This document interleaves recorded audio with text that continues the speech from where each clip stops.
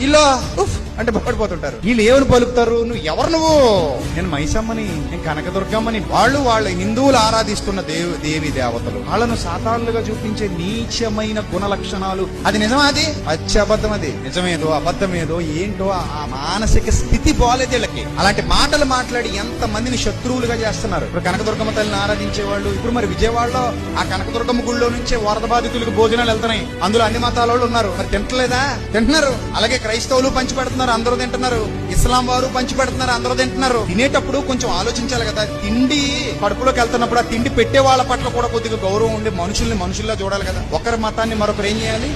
గౌరవించాలి. అది మంచి పద్ధతి. అంతేగాని ఇప్పుడు అదే స్కిట్ ఇంకొకటి వేసి ఎవడరా నువ్వు అంటే నేను యేసు ప్రభునే అంటే మనకి ఎంత బాధగా ఉంటుంది చెప్పండి. మీరు చెప్పండి. మరి ఈ ఊరికి ఆ ఊరు ఎంత దూరమో ఆ ఊరికి ఈ ఊరు కూడా అంతే దూరం. అందుకే తెలివి లేని వాళ్ళు సువార్థికులు కారాదు. జ్ఞానం వివేకం లేని వాళ్ళు సత్యం చేత్తో పట్టుకోకూడదు.